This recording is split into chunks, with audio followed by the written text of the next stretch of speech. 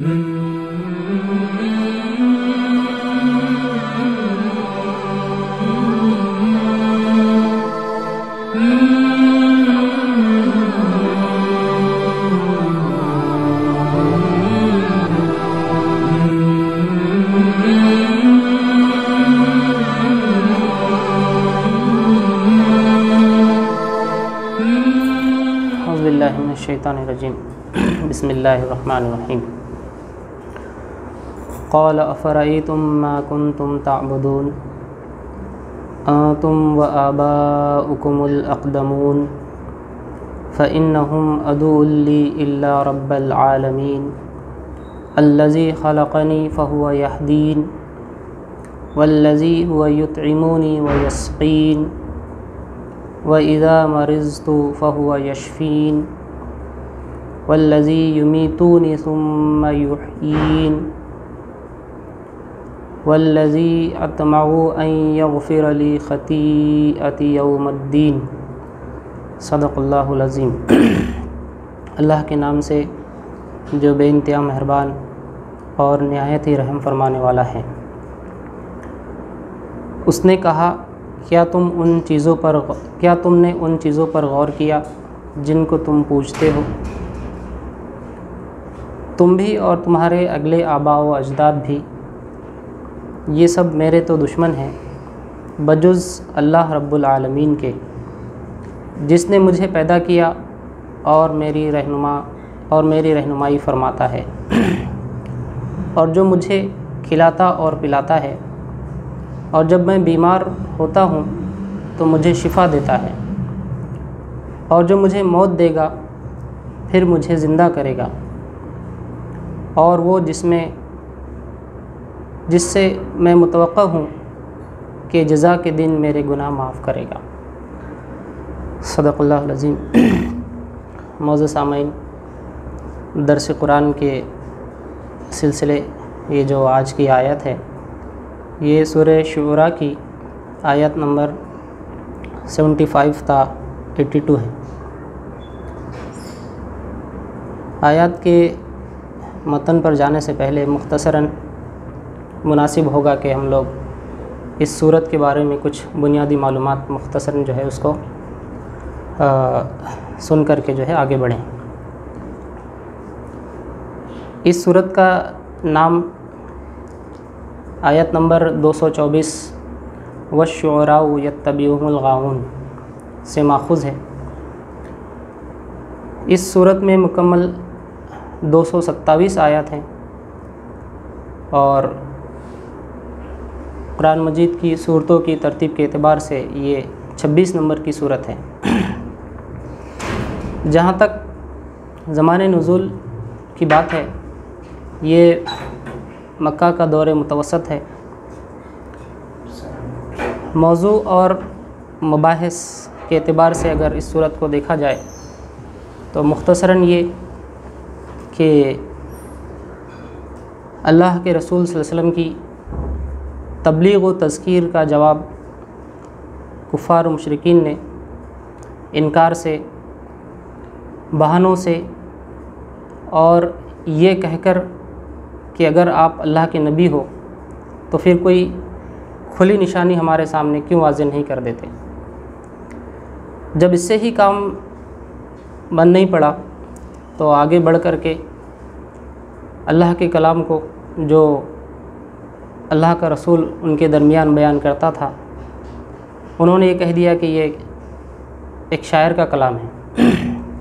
इसी ज़िमन में इस सूरे का नाम भी है और इसकी एक तफसील है कि वह शुरा शायर का जो है, शायरों का जो है तज़किरा इस सूरत में क्यों आया है। शायर कहने के साथ साथ अल्लाह के रसूल सल्लल्लाहु अलैहि वसल्लम को उन्होंने काहिन करार दिया और मज़ीद आगे बढ़कर अल्लाह के रसूल सल्लल्लाहु अलैहि वसल्लम की जो तालीम और तलक़ीन की जो तज़कीरी बातें थी उनको जो है उन्होंने हवा में उड़ा दिया।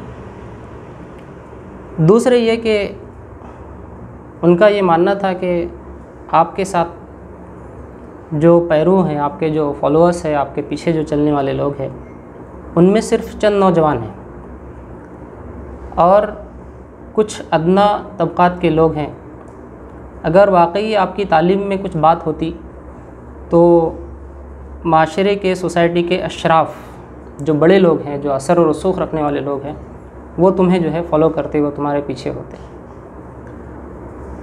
आज भी हम देखें कि जो हमारी जो कसौटियाँ हैं वो असर और रसूख पर जा कर के, जो बहुत सारे रिसोर्स रखता हो, बहुत सारे सोर्सेस उसके हो, ताल्लुकात ज़्यादा हो, उसके पास दौलत ज़्यादा हो, ऐसे ही लोगों के हवाले जो है हम अपने सोसाइटी के जो है काम करते हैं, सिर्फ़ इस बुनियाद पर कि उनके वो माशरे के अशराफ हैं। तो एक बात उनकी ये थी कि तुम्हारे पीछे जो लोग हैं वो चंद नौजवान हैं और अदना तबक़ात के लोग हैं। अगर तुम्हारी तालीम में कुछ बात होती, कुछ ख़ास बात होती, तो तुम्हारे साथ अशराफ जो है माशरे के होते। आप देखिए कि एक उर्फ़ आम में एक बात हम कहते हैं कि फ़लाँ साहब जो है फ़लाँ बात कह रहे हैं, तो लोग उसका अंदाज़ा, उसकी अहमियत इस बात से लगाते हैं कि हाँ कौन है उनके साथ, उनको जो है उनके पीछे कौन है, उनकी पुश्तपनाही कौन कर रहा है, हाँ ये फ़लाँ लोग तो है, इनकी क्या बात है, इनके कोई वो नहीं है, अहमियत नहीं है। इस तरह से हम जो है उसको परखते हैं। तो कुफ़ार मुशरिकीन की इस दौर की ये जो इस तरह की हटदर्मियाँ थी, इससे कुछ हद तक अल्लाह के रसूल सल्लल्लाहु अलैहि वसल्लम जो है परेशान हुए, और यहाँ तक के परेशानी का मामला यहाँ तक के था कि ख़ुद अल्लाह तबारक तआला ने इस अंदाज़ में जो है मुखातब किया कि क्या तुम इन लोगों के पीछे अपनी जान को भुला दोगे। तो ये परेशानी का जो है आलम था। तो आगाज़ सूरत भी इसी अंदाज़ में है कि क्या तुम उनके पीछे अपनी जान को जो है भुला दोगे। तो ये सिलसिला जो है चलता है, और 10 रुकू तक ये सिलसिला इस अंदाज़ में कि जो तालिबात हक़ है, जो हक़ की तड़प रखते हैं, हक़ को तलब करने के वाक़तन जो है मुखलिस लोग हैं, ऐसे लोगों के लिए इस कायनात में निशानियाँ ही निशानियाँ हैं। वो अल्लाह की निशानियों को देख करके ये उनकी हिदायत के लिए काफ़ी है। तो इस सिलसिले से जो है वो चलता है। इसके अलावा पूरी सूरत में आयत 227 में तारीख़ के 7 जो है बड़ी कौमों का जो है तज़किरा यहाँ पर अल्लाह तबारक तआला ने किया है।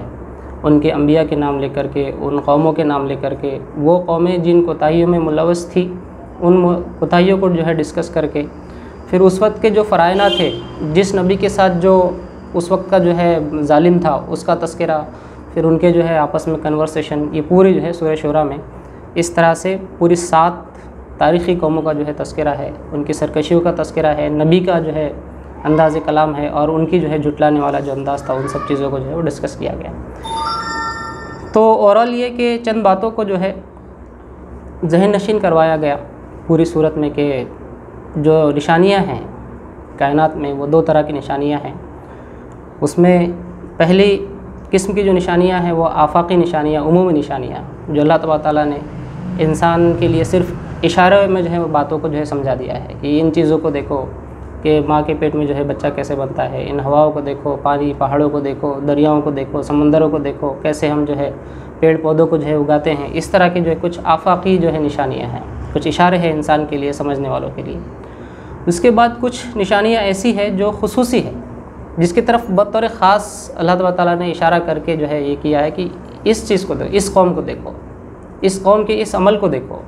तो इस तरह की जो कुछ खुसूसी जो है निशानियाँ हैं, जिसकी तरफ बतौर ख़ास जो है उसके तरफ इंसान की जहन को जो है ले जाया गया है।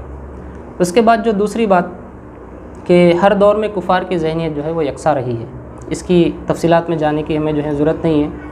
उनकी हुज्जतें यकसा रही है, उनके एतराज़ात एक जैसे रहे हैं, उनके जो हीले उन्होंने बनाए हैं, जो बहाने उन्होंने किए हैं, वो एक जैसे रहे हैं, और नतीजतन अंजाम कार भी वैसा ही रहा है।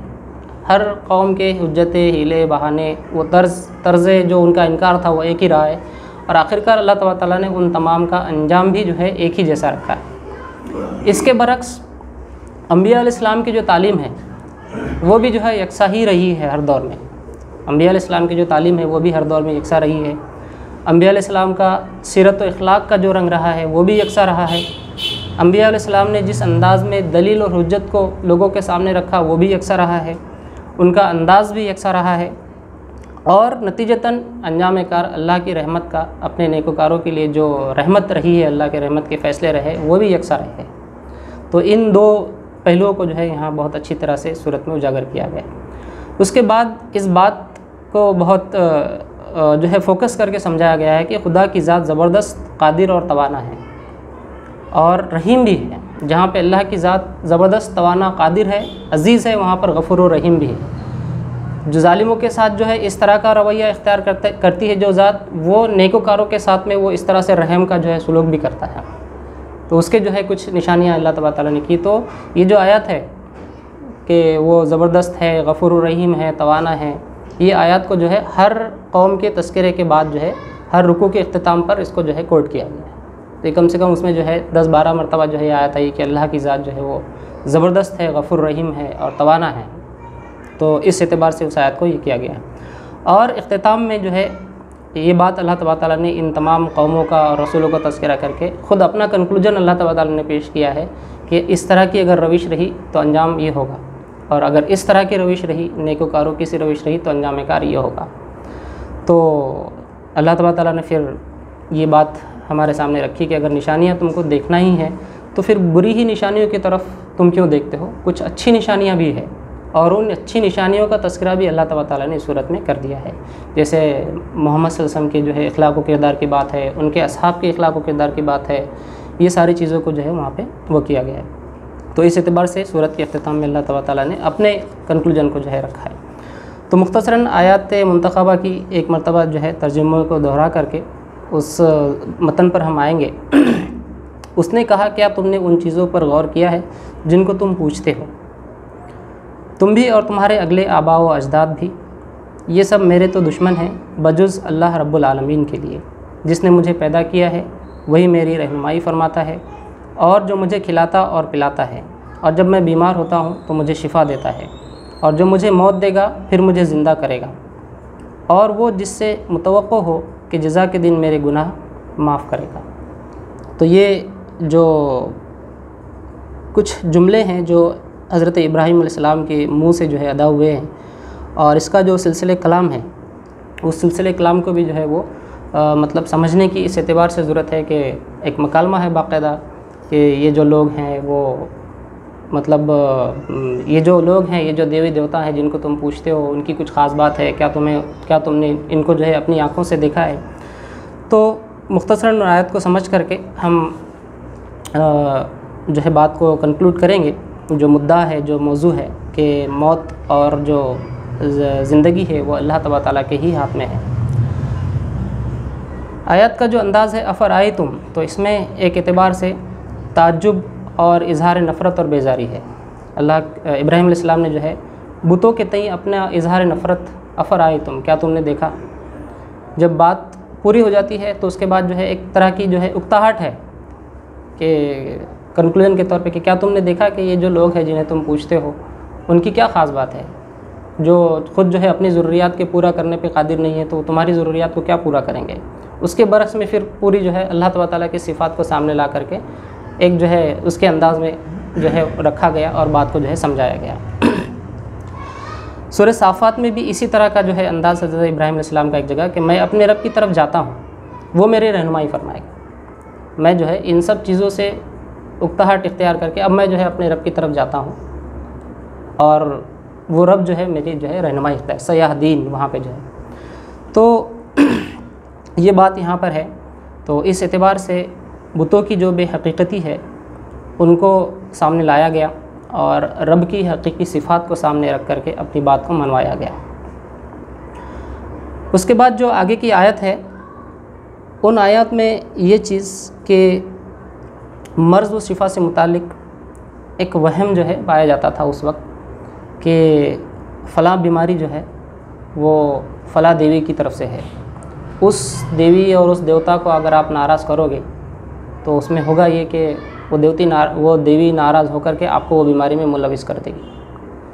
और अगर आप उस मखसूस बीमारी की देवी को आपको खुश करना है या इस बीमारी से जान छुड़ाना है तो उस देवी के जो है मंदिर में आपको जाना पड़ेगा और उसको खुश करके नज़र न्याज और अंदाज़ कुर्बानी वगैरह दे करके आपको अच्छा होना पड़ेगा। ये तोहमत वहाँ पर जो है पाए जाते थे। तो इस एतबार से भी यहाँ पर उसका रद्द किया गया। तो होता ये था कि उस वक्त के जो तबीब होते थे तो उस मखसूस बीमारियों का इलाज उस मखसूस देवी और देवताओं के मंदिरों में ले जा करके वहाँ पे उसके सामने उसको डाल देते थे मरीज़ को, और वहाँ उसकी जो है दवा दारू करके ये तवक्को होती थी कि जब ये देवी खुश हो जाएगी इस मखसूस मर्ज़ की, जब तुझे जो है उससे जो है वो शिफा मिल जाएगी। अगर मरीज़ मर जाता था तो फिर ये था कि वो तुझसे तेरी कुर्बानियों से जो है वो खुश नहीं हो पाई। ये जो है तोहमत वहाँ पर जो है पाए जाते थे। तो उनकी नाराज़गी से बीमारी, उनकी खुशी से शिफा का जो है तस्वुर पाया जाता था। जहाँ तक खिलाने पिलाने और शफ़ा देने की बात है तो इसकी निस्बत अल्लाह तबारक तआला की तरफ की गई। जो मकालमा है, जो अल्फाज इब्राहीम अलैहिस्सलाम की ज़ुबान से अदा हुए हैं, तो खिलाने पिलाने शिफा देने की निस्बत ये अल्लाह तबारक तआला की तरफ की गई। और बीमार होने की, मरीज़ तू, मैं बीमार होता हूँ, बीमार होने की जो निस्बत है वो ख़ुद की तरफ की गई। तो बीमार होने की जो कमी है वो इंसान के साथ है, और ये जो अता करने वाली जो तमाम तर सिफ़ात है वो अल्लाह तबारक तआला की तरफ जो है उसकी वो की गई है। तो नेमतें अल्लाह तबारक तआला की तरफ से, और तकालीफ़ जो है वो इंसान के अपने बाज़ औक़ात जो है इंसान के अपने आमाल की वजह से इस तरफ जो है वो इशारा किया गया। फिर ये कि इस बात को बहुत अच्छे अंदाज में सामने लाने की कोशिश की गई कि जब उसको पैदा करने, हिदायत देने, खिलाने पिलाने में कोई मुश्किल दरपेश नहीं आई, तो फिर उसको दोबारा पैदा करने में भी कोई मुश्किल दरपेश नहीं आई। एक हुज्जत और दलील के तौर पर बात रखी गई कि जब उसने मुझे पैदा किया, उसने मुझे खिलाया, उसने मुझे पिलाया, वो मुझे हिदायत देता है, सारा नज़्म नस्क संभालता है, तो फिर उस ज़ात और उस हस्ती के लिए क्या मुश्किल है कि दोबारा वो मुझे खड़ा भी करे। और न सिर्फ़ ये कि दोबारा खड़ा करे, बल्कि मेरे आमाल, मेरी जो ख़ताओं को माफ़ भी कर दे। एक तवक्को और एक उम्मीद की बात है कि मेरे ख़ताओं को वो माफ़ भी कर दे, और न सिर्फ़ वो कि ये कि वो माफ़ करे, बल्कि मुझे इनामात और इकरामात से भी नवाजे। तो ये पूरी जो है एक इसकी जो है वो लिंक है। इस लिंक को जो है, लिंक की तरतीब को समझने की ज़रूरत है। तो मुख्तसरन ये कि इब्राहीम अलैहिस्सलाम ने अपने मुखातिबों के सामने तमाम बातों को, तमाम पहलुओं को इस अंदाज़ में रखा कि दावा और दलील का कोई हुज्जत और उसलूब नहीं था, बल्कि ज़ाती तासुरात थे। कि एक तरफ तो ये कि उकताहट का तज़किरा, अफ़राई तुम, क्या तुमने देखा, क्या तुम इस बात पर तुम्हारा ध्यान नहीं है, क्या तुम इस बात पर ध्यान गौर नहीं करते हो कि जिसको तुम अपना देव और देवी देवता और सब कुछ माबूद मानते हो, उसके अंदर तो ये कैफियत नहीं है। गोया ये सब मेरे दुश्मन हैं, मैं अब जो है बिल्कुल उकता चुका हूँ। इल्ला रब्बल आलमीन, इल्ला रब्बल आलमीन, बजुज़ इसके के आलमीन का रब, सारे जो है सारी दुनियाओं का रब। फिर उसकी जो है सिफ़ात को एक कंटिन्यूशन के साथ कंटिन्यू किया गया। तो हुज्जत और दलील का उसलूब को ना अपनाते हुए तासुरात के ख़ुद के तासुरात का जो है वो उसलूब अपनाया गया है कि मेरे तासुरात तो ये है, मेरा रब तो ये है कि जो मुझे पैदा करता है, जो मुझे हिदायत देता है, जो मुझे शिफा देता है, जो मुझे खिलाता है, जो मुझे पिलाता है, जो मुझे दोबारा पैदा करेगा, मेरा हिसाब लेगा, मेरी ख़ताओं को माफ़ करेगा और मुझे इनामात और इकरामात से नवाजेगा। तो ये तासुर वाला अंदाज़ है, बजुज़ उसके के बरक्स इसके के जो है हुज्जत और दलील का कोई अंदाज़ जो है वो इख्तियार किया जाए। तो ये सिलसिले कलाम था जो इस तरह की बातें जो है हज़रत इब्राहीम अलैहिस्सलाम ने वहाँ पर जो है उन लोगों के सामने रखी है। फिर ये कि मज़ीद ये कि वो जिन्हें तुम पूछते हो नफ़ा और नुकसान के, वो लोग मालिक नहीं हैं, बल्कि नफ़ा और नुकसान पूरी तरह से अल्लाह तबारक तआला के जो है हाथ में हैं। फिर आप देखिए कि इन सिफ़ात का तज़किरा करके इस बात को उजागर किया गया है कि मेरा रब वो है जिसके अंदर ये तमाम तर सिफ़ात जो है वो पाई जाती है। तो मंशा इब्राहीम ये था कि इबादत जिसकी की जाए, इबादत की जो सज़ावार ज़ात है वो इन तमाम तर सिफ़ात की हामिल होनी चाहिए। ये हज़रत इब्राहीम अलैहिस्सलाम का मंशा था इस बात को वहाँ इस अंदाज़ में रखने का। जो कौन सी ज़ात, वो ज़ात जो तमाम तर इनायात का जो है मंबा है। ये ज़ात अगर ये सब, कोई ज़ात अगर ये सब इस कसौटी पर पूरी तरह उतरती हो तो फिर इंसान की अक़ल उसको कबूल करती है कि हाँ ये इस तरह की जो ज़ात है उसको माबूद बनाया जा सकता है। इसी तरह का अंदाज़ जो है उन सूरतों में भी किया गया जहाँ पे हज़रत इब्राहीम अलैहिस्सलाम ने चाँद को देखा, चाँद की जो है ज़ख़ामत का वहाँ पे ज़िक्र है, सूरज की ज़ख़ामत का ज़िक्र है। और फिर ये कि हाँ नहीं ये फिर मेरा रब नहीं हो सकता, हाँ नहीं ये मेरा रब नहीं हो सकता, जो गुरूब हो जाए, जो जिस पे ज़वाल हो मेरा रब नहीं हो सकता। फिर कंक्लूजन है कि मेरा रब तो वो है जिनके अंदर ये सिफ़ात है कि जिसको कभी ज़वाल नहीं है, जो कभी जो है गुरूब नहीं होता, उसके अंदर ये सिफ़ात है। तो वहाँ उस बात को इस अंदाज़ में जो है वो मनाया गया है। तो खिलाता है, पिलाता है, पहले तो पैदा करने की बात है, उसके बाद हिदायत देने की बात है, पैदा करने के बाद हिदायत देने की बात है, खिलाने की बात है, पिलाने की बात है, शिफा देने की बात है, मौत देने की बात है, मौत के बाद दोबारा जो है ज़िंदा उठाने की बात है, और उसके बाद ख़ताओं को बदले के दिन जो है वो माफ़ करने वाली बात है। तो मामला ये है कि तुम्हारे नज़दीक जो देवी और देवताओं के होने की जो दलील है वो दलील कुछ और है, वो दलील क्या है? वो दलील तकलीद आबाई है। तुम सिर्फ इन देवी देवताओं को, इन माबूतों को इसलिए पूजते हो कि तुम्हारे नज़दीक सिर्फ एक ही बात है कि हमारे आबा और अजदाद इनको पूजते आए। तो ये सिर्फ एक वाहिद जो है वो बात है कि तकलीद आबाई की वजह से ये लोग उनको पूजते हैं। मैं अपने रब की इबादत इन सिफ़ात की वजह से करता हूँ, तुम इन हस्तियों को जो है अपना माबूद महज़ तकलीद आबाई की वजह से जो है मानते हो। तो मेरे नज़दीक जो दलाइल हैं, मेरे नज़दीक जो मंतिकी वजूहात हैं, वो ये सारे के सारे अहवाल वाक़ई है, ये सारे के सारे अल्लाह की जो है वो सिफ़ात है।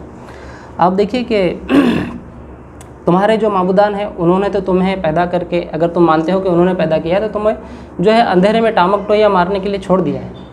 लेकिन मेरे रब की सिफ़त ये है कि अगर उसने मुझे पैदा किया है तो मुझे हिदायत से भी नवाज़। और तुम्हारा आलम तो ये है कि ज़रूरियात, अदना सी ज़रूरियात के लिए भी तुम जो है इधर उधर मांगते घूमते हो। औलाद नहीं हो रही है तो फ़लाँ के पास, फ़लाँ चीज़ नहीं हो रही तो फ़लाँ के पास, फ़लाँ चीज़ नहीं हो तो फ़लाँ के पास। तो इस तरह का जो है वो तुम्हारा मामला है। तो सिफ़त खल्क़, पैदा किए जाने का एक लाजमी तकाज़ा ये है कि उसको फिर डायरेक्ट भी किया जाए, उसको हिदायत भी दी जाए।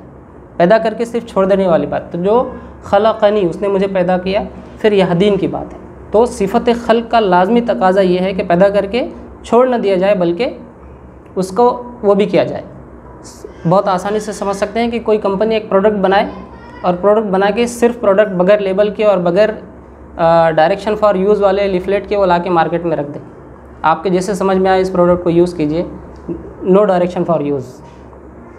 तो ऐसा एक मंतिकी वो नहीं है। तो अल्लाह तबारक ताला के सिफ़त खल्क़ के साथ एक लाजमी तकाज़ा ये है कि इसको अब कैसे यूटिलाइज़ होना है, इसको कैसे कंज्यूम होना है, इसको कैसे अपनी सलाहियतों को बरोए कार लाना है, इसको कैसे अपनी ज़िम्मेदारियों को जो निभाना है, इसके लिए कौन सा रास्ता फ्रूटफुल है, इसके लिए कौन सा रास्ता जो है वो गलत है। ये इस बात का शऊर भी इंसान को अल्लाह तबारक ताला ने दिया है। तो रब्बुल आलमीन की ये सिफ़त के पैदा करने के साथ वो रहनुमाई भी करता है और परवरिश भी करता है। जहाँ तक रहनुमाई और परवरिश की बात है तो इसमें इंसान की रहनुमाई एक अलग चैप्टर है। और उस इंसान की रहनुमाई इस एतबार से कि इंसान को अल्लाह तबारक ताला ने आला फितरत पे पैदा किया है। जब इंसान को अल्लाह तबारक ताला ने अशरफुल मखलूक़ात, सुपर क्रिएशन बना के पैदा किया है, तो अल्लाह तबारक ताला के इसके साथ तवक्कुआत भी ज़्यादा है, अल्लाह तबारक ताला की इसके साथ मोहब्बत भी ज़्यादा है। अल्लाह तबारक ताला इसके साथ ये तवक्को करता है कि जब मैंने इसको सुपर क्रिएशन बनाया है तो इसके कारनामे भी फिर इतने बड़े होने चाहिए। ये सिर्फ पैदा होकर मर खप ना जाए, ये पैदा होकर सिर्फ अपने लिए न जिए और अपने आप को जो है वो कब्र तक ना लेके चले जाए, बल्कि जब इसको सुपर क्रिएशन मैंने जो है बनाया है तो मैं इससे मेरी तवक्कुआत कुछ और ज़्यादा है। तो इस एतबार से इंसान की रहनुमाई कुछ और मामला होगा।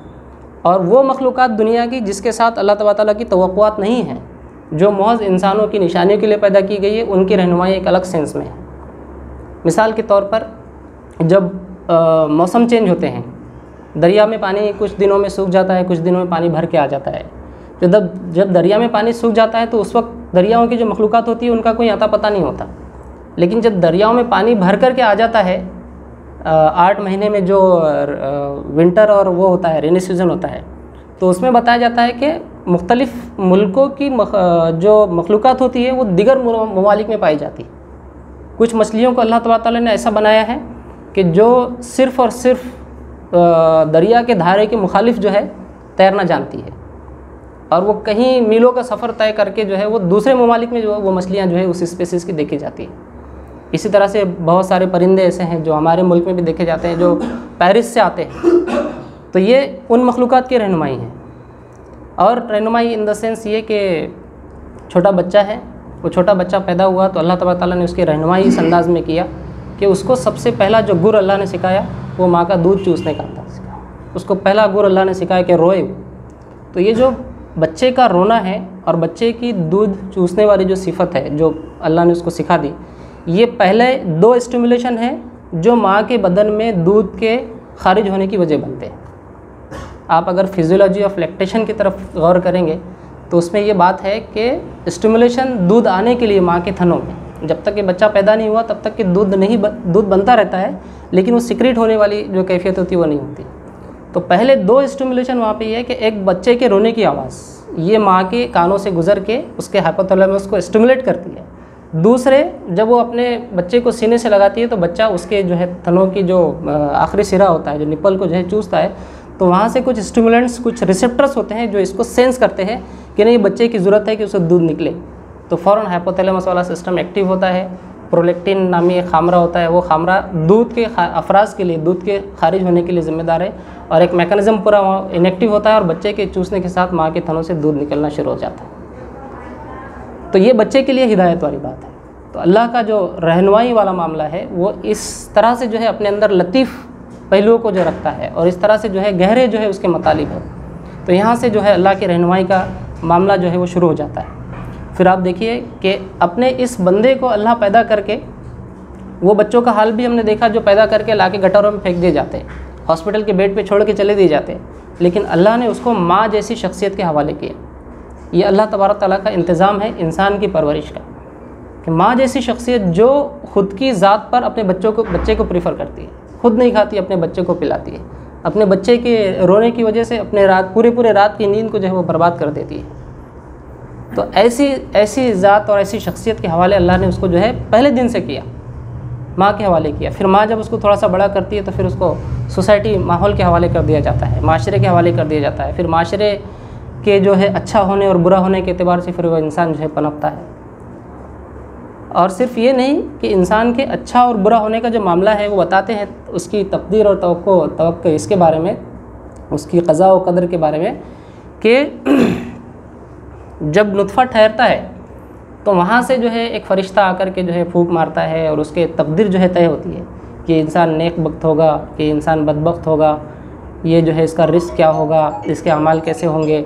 उसके बाद सबसे अहम चीज़ कि उसकी मुद्दत हयात क्या होगी, उसका लाइफ स्पेन क्या होगा, ये बात उसी वक्त से जो है वो तय हो जाती है। तो अल्लाह तबारक तआला ने फिर इसको माशरे के हवाले कर दिया, और ये कि अशराफ होने के एतबार से इसके अंदर गैर मामूली सलाहियतें अल्लाह ने रख दी है। बहुत सी इफ़िशियंसीज़ इंसान की ऐसी है जो दिगर किसी जो है मखलूक में अल्लाह तबारक तआला ने नहीं रखी यूनिवर्स के। अब ये सिफ़ात दे करके अल्लाह तबारक तआला ने उसके सामने फिर निशानियाँ छोड़ दी। अब इंसान है कि क़यासात की बुनियाद पर, गुमान की बुनियाद पर फिर जो है सोचता चला जाता है और अपनी सलाहियतों को लगाता चला जाता है, सोचता है, गौर फिक्र करता है, अपनी सलाहियतों को लगाता चला जाता है, नतीजतन वो तरक्की कर लेता है। तरक्की मादी चीज़ों की तरक्की के साथ साथ वो रूहानी चीज़ों में भी तरक्की जो है वो करे। कुदरत का तकाज़ा ये है कि इंसान मादी तरक्की के साथ साथ रूहानी मामलात में भी तरक्की करे। मिसाल के तौर पर किसी एक साइंटिस्ट ने किसी एक निशानी को लेकर के बहुत दिनों तक मेहनत की, और मेहनत करके वो कुछ सालों बाद जो है कंक्लूजन पे पहुंचा, और वो कंक्लूजन उसके सामने जो है बिल्कुल क्लियर हो गया और वो थ्योरी उसने दुनिया के सामने पेश कर दी। लेकिन अगर वो ये नहीं सोच सका कि इस पूरे फेनोमेना के पीछे, इस पूरी थ्योरी के पीछे कौन सी ज़ात है, और वो अगर इसको नहीं समझ पाया और इसको क्लियर नहीं कर पाया, तो गोया कि उसने कुछ हासिल नहीं किया। उसने महज मादी तरक्की हासिल कर ली, रूहानी इर्तिका को वो नहीं पहुंचा। तो अल्लाह तबारक तआला चाहता है कि इन काबिलियतों के ज़रिए से, इन सलाहियतों के ज़रिए से इंसान मादी तरक्की के साथ साथ रूहानी इर्तिका को भी पहुँचे। ये उसके खल्क और उसके रहनुमाई का जो है वो तकाज़ा है। तो इंसान अपनी गैर मामूली सलाहियतों, काबिलियतों, एफिशिएंसीज़, एबिलिटीज़ को जो है वो बरोएकार लाता है और इन निशानियों को देख करके गौर फिक्र करता है और अल्लाह तबारक तआला के मंशा को वो पूरा करता है। तो ये जो है रूहानी और मादी ज़रूरियात का गैर मामूली एहतमाम अल्लाह तबारक तआला ने इस सिलसिले में किया है। आगे बढ़ते हैं कि न सिर्फ़ अल्लाह तबारक तआला ने इसकी रहनुमाई की, बल्कि इसके वजूद की हिफाजत का भी इंतज़ाम किया। आफात से अल्लाह तबारक तआला इसको बचाता है, बीमारियों से अल्लाह तबारक तआला इसको बचाता है, जरासीम से इसको जो है बचाने के तरीक़े बताए गए हैं।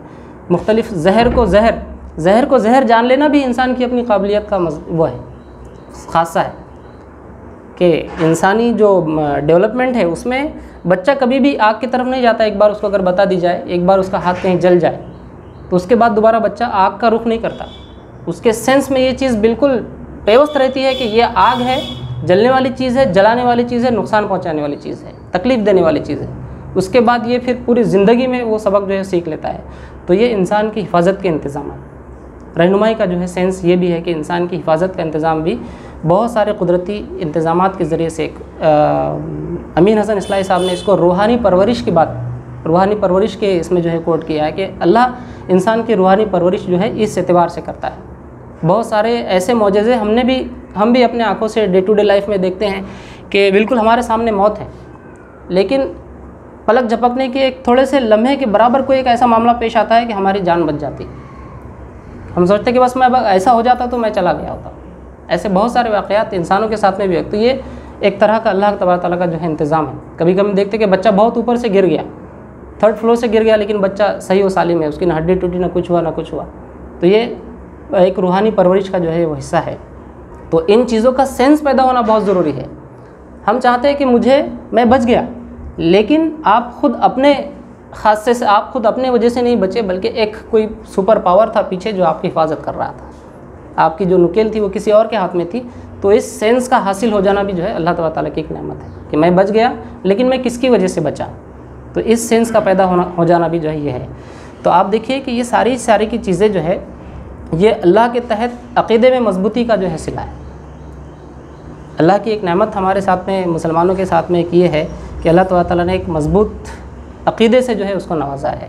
एक मजबूत जो है एक बंडल ऑफ थॉट्स है, जिसके ज़रिए से उसका एक मतलब पुख्ता उसका एक यकीन बनता है उसके अक़ीदे की वजह से।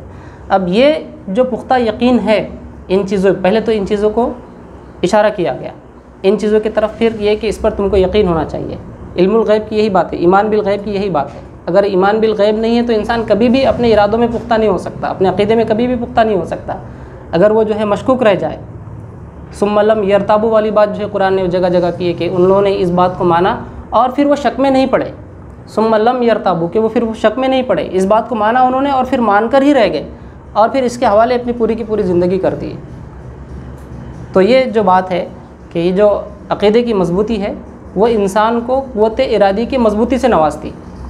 जिन लोगों के इरादे पुख्ता नहीं है, गोया ये कि उनके पीछे अक़ीदे का कोई सपोर्ट नहीं है। अगर हमको ये ना मालूम हो कि बचाने वाली, पैदा करने वाली ज़ात अल्लाह की है, मारने वाली ज़ात अल्लाह की है, बचाने वाली ज़ात अल्लाह की है, तो हम कभी भी कोई काम नहीं करें। हम घर से बाहर निकलना हमारा महाल हो जाए कि मैं अगर बाहर निकलूँ तो ऊपर से सर पे कुछ गिरे और मैं मर जाऊँ। तो इतना जो है इंसान अगर अक़ीदे की पुख्तगी उसके पीछे नहीं है, उसकी पुश्त पनाही नहीं कर रही है, तो इंसान अपनी क़ुव्वत इरादी में भी जो है वो मजबूत जो है वो नहीं होगा। और जब क़ुव्वत इरादी मजबूत होती है तो फिर इंसान अपने कदमों को जमा लेता है। जो बेबाकी इंसान के अंदर पैदा होती है वो इसी बात से आती है, हाँ चलो देखते हैं जो होगा वो होगा। एक रवैया इंसान का तो यह है कि अरे बाहर मत निकलिए, अरे फ़ला जगह मत जाइए, अरे यहाँ मत जाइए, अरे वहाँ मत जाइए, अरे ऐसा मत करिए। एक चीज़ होती है कि चलो देखते हैं क्या होगा, सारे एहतियाती लवाजिम हमने इख्तियार कर लिया, उसके बाद हम अपने काम पर लग गए कि हाँ चलो देखते हैं अब क्या होगा, आगे का मामला अल्लाह के हवाले है। मुझे जो करना था, मेरी बसात भर जो चीज़ थी वो मैंने कर ली, अब चलो देखते हैं, अल्लाह के हवाले कर देते हैं। तो ये चीज़ जो इंसान के अंदर बेबाकी पैदा करती है, ये बेबाकी उसी वक्त आती है जब उसका अक़ीदा मजबूत हो। अक़ीदे की मजबूती इंसान की क़ुव्वत इरादी को मजबूत करती है, और इसी क़ुव्वत इरादी का नाम कहीं ना कहीं क़ुव्वत मनात है। इंसान अगर बीमारी से डर जाए कि अब तो मुझे फ़ला बीमारी हो गई, अब मेरा तो कुछ भरोसा नहीं, मैं तो जाने वाला हूँ, लेकिन अगर इंसान ये सोचे कि हो सकता है कि अल्लाह की कोई मसलियत हो जो बीमारी मुझे लाहक़ हुई, हो सकता है कि बीमारी अगर लाहक़ नहीं होती तो मैं किसी बड़े गुनाह में मुलविस होने वाला होता। तो ये जो अक़ीदा है इंसान का, और ये अक़ीदे में जो मजबूती है वो इंसान की कहीं ना कहीं इस तरह की नीयतों और इरादों को जो वो पुख्ता बनाती है। जहाँ तक आप देखिए कि इसी अक़ीदे की नेमत की वजह से हमारी कौम में, कौम मुस्लिम में सुसाइड का रेशो बहुत कम है। सुसाइड हम लोग नहीं करते। बहुत रेयर केसेस आपको पेपर में मिलेंगे जो किसी मुसलमान ने सुसाइड किया हो, बहुत रेयर है एकदम। उसका रिकॉर्ड आप देख लीजिए, एकदम ड्रास्टिक रिकॉर्ड है वो। और उसके बगैर उसके बरक्स जो है वहाँ का रिकॉर्ड हम देखेंगे कि छोटी छोटी बात पे फेल हो गया, 10th में फेल हो गया सुसाइड कर लिया, 12th में फेल हो गया सुसाइड कर लिया, फला मामले कर्ज़ की वजह से सुसाइड कर लिया। तो ये अक़ीदे की पुश्त बनाई नहीं है तो क़ुव्वत इरादी नहीं है, जीने की कोई राह सामने नहीं है। बस थोड़ी सी कामयाबी समझ लिया, थोड़े से नाकामी को नाकामी समझ लिया। तो सुसाइड का रेशो इस अक़ीदे की नेमत की वजह से हमारे पास जो है वो कम है। तो दूसरा पहलू ये है कि ऐसा भी नहीं कि आबैल मुझे मार, अपने आप को तकालीफ में डाल दिया, अपने आप से बग़ैर कोई एहतियाती तदाबीर करके ये कि कुएं में जाके कूद जाना और ये कहना कि अल्लाह मुझे बचाने वाला है, ये भी नहीं है। दूसरा पहलू है इफ़रात और तफरीत। एक तरह एक इंतहा ये है, एक दूसरी इंतहा ये है ना कि हदीस से बात हमको मिलती है कि जो कोई बग़ैर मुंडेर वाले छत पे सोया तो गोया हमारी उसका ज़िम्मा हमारे सर नहीं। बग़ैर मुंडेर की छत पर आप नहीं सोएंगे, क्योंकि रात में अगर नींद में फिसल के गिर जाते हैं तो गोया आपने एहतियाती तदाबीर इख्तियार नहीं की थी, उसका ज़िम्मा फिर अल्लाह के ज़िम्मे नहीं है। पहले अपने ऊँट की जो है, अपने जानवर की नुकेल को बांधना है, उसके बाद अल्लाह पे भरोसा करना है कि जानवर अब यहाँ से कहीं नहीं जाएगा। आप उसको बयाबा में भटकने के लिए छोड़ देंगे, फिर अल्लाह से तवक्कुल करेंगे कि वो वापस मेरी जगह पे आ जाएगा, ये भी जो है एक गलत बात है। तो एहतियात का सिलसिला बीमारी के सिलसिले में ये है कि हदीस हमको बताती है कि इलाज कराओ, ना सिर्फ इलाज कराओ बल्कि हदीस हमको ये बताती है कि मुस्तनद तबीब से इलाज कराओ, मुस्तनद तबीब के पास इलाज करने के लिए जाओ, तबीब का मुस्तनद होना भी ज़रूरी है। उसके बाद ये कि कोई मर्ज़ ऐसा नहीं जिसकी दवा अल्लाह ने नाजिल ना की हो। लिकुल्लि दाइन दवा, हर मर्ज़ की जो है अल्लाह ने जो है वो दवा उतारी है। तो ये इस तरफ जो है इन एहतियातों की तरफ अहादीस हमारी जो है वो रहनुमाई करती है। फिर ये कि रोज़े जज़ा में ख़ता का माफ़ करना, ना सिर्फ ये कि दुनिया तो क्या मौत के बाद भी नजात दहिंदा अल्लाह तबारक तआला है, दुनिया में लाने वाला, दुनिया में तुम्हारी हिदायत करने वाला, तुम्हें जो है बीमारी से बचाने वाला, खिलाने वाला, पिलाने वाला, सिर्फ इन चीज़ों के लिए रिस्पॉन्सिबल नहीं बल्कि मौत देने के बाद ख़ताओं को माफ़ करने के लिए भी रिस्पॉन्सिबल, उसकी ज़िम्मेदारी भी अल्लाह तबारक तआला। कि वाक़ईतन अगर बंदे के अमाल ऐसे हैं कि उसे जो है माफ़ किया जाना चाहिए, तो इसका ज़िम्मा भी अल्लाह ताला ने मौत के बाद भी जो है वो लिया है, ख़ताओं को माफ़ करने का ज़िम्मा। इतनी जो है बड़ी बात है, इसकी लिंक जो है यहाँ तक जा कर के पड़ी। तो पैदा करने वाला ही भेजता है, मौत देने वाला ही बुला लेता है। पैदा करने वाले ने ही भेजा, मौत देने वाले ने ही बुला लिया, और मौत के बाद उठाने वाला ही ख़ताओं को माफ़ कर देता है। जो मौत के बाद उठाएगा वो ख़ताओं को भी जो है माफ़ करेगा, न सिर्फ माफ़ करेगा बल्कि इनामात और इकरामात से भी नवाजेगा। तो तकदीर का जो मामला है वो वहाँ से तय हो जाता है जब इंसान माँ के पेट में बनना शुरू हो जाता है। पूरे 40-40 दिन के वो स्टेप्स है कि इंसान कुछ दिन तक जो है मुद्गे की हालत में होता है, कुछ दिन तक जो है अलक़े की हालत में होता है, फिर वो फ़रिश्ते की फूंक का मामला है। हदीस वो पूरी तवक्कुल और तकदीर की जो हदीस के चैप्टर्स है हदीस के बुक्स में, वहाँ यही चीज़ों को डिस्कस किया गया। तो इंसान जब अब माँ के पेट में बनना शुरू होता है, वहीं से जो है उसकी हर चीज़ का, उसके नेक बख्त होने का, उसके बदबख्त होने का, और ख़ुसूसी तौर पर हर जगह मुद्दत हयात का जिक्र है। ये कितना जिएगा, कितने साल तक जिएगा, इसका लाइफ स्पैन क्या होगा, वहाँ वो जो है चीज़ तय हो जाती है। आप देखिए कि जो स्टडीज़ लोग थे, जो स्टडीज़ कौमें थी, उन्होंने यहाँ तक कि जाकर के जो है स्टडी की कि वो नुत्फ़ों को ज़ाय करने में तक के यकीन रखते थे।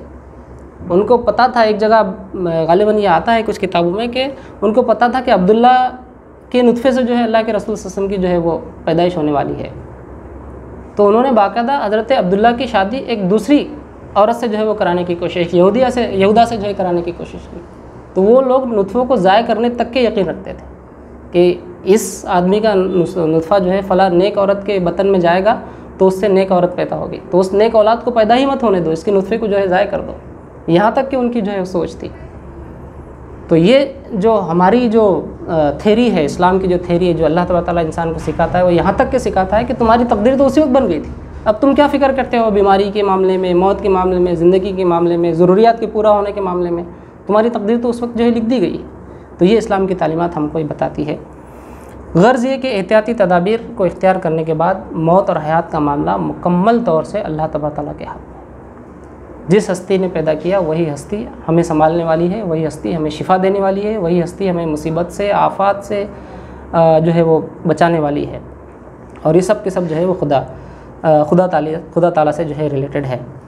तो अब इन चीज़ों को, थोड़ी थोड़ी चीज़ों को इंसान इस अक़ीदे की तरफ ध्यान न देते हुए, इस अक़ीदे में पुख्तगी न लाते हुए, छोटी छोटी बातों को अगर ले करके बैठ जाए तो बहुत सारी बातें ऐसी हैं जो उसे बहुत परेशान कर देगी और वो अपने आप को जो है वो गारत कर देगा। बहुत सारे लोग हैं, आप देखिए कि थोड़ी थोड़ी बातों से लेकर उनकी नफ्सियात वाबिस्ता है। कुछ लोगों को बस थोड़ी थोड़ी देर में बेसिन पे जाकर हाथ धोने की आदत है, कुछ लोगों को थोड़ी थोड़ी देर में जो है अपने कपड़ों को बेफजूल तौर पे बग़ैर ज़रूरत के संवारने की आदत है। तो गए एक परेशानी का एक मतलब वो है, प्रेजेंटेशन है कि यार इंसान जब परेशान होता है तो उसकी हरकत और सकनात से आप उसको पहचान सकते हो। बीपी बढ़ गया, अरे ये बीपी कैसे क्या बढ़ गया, नींद नहीं आ रही, यार नींद ही क्यों नहीं आ रही, एसिडिटी हो गई, यार एसिडिटी क्यों हो गई, कुछ मसला तो नहीं है। मतलब ये छोटी छोटी चीज़ें फिर इंसान को काफ़ी परेशान करने के लिए काफ़ी है, अगर उसका तकदीर पर और उसका जो है अक़ीदा मजबूत नहीं है और क़ुव्वत इरादी अगर मजबूत नहीं है। तो क़ुव्वत इरादी का मजबूत होना कहीं ना कहीं वो लिंक्ड है अक़ीदे की मजबूती से। अल्लाह तबारक तआला के तई हमारा जो अक़ीदा है उसकी मजबूती से जो है वो कहीं ना कहीं जुड़ा हुआ है।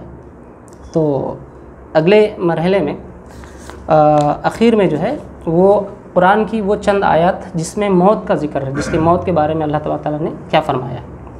पहली आयत सूरह आल इमरान की है, आयत नंबर 145। कोई जी रूह अल्लाह के इज़्न के बग़ैर नहीं मर सकता। कोई भी रूह रखने वाला जो जान है वो अल्लाह के इज़्न के बग़ैर, अल्लाह के हुक्म के बग़ैर नहीं मर सकता। मौत का वक्त तो लिखा हुआ है।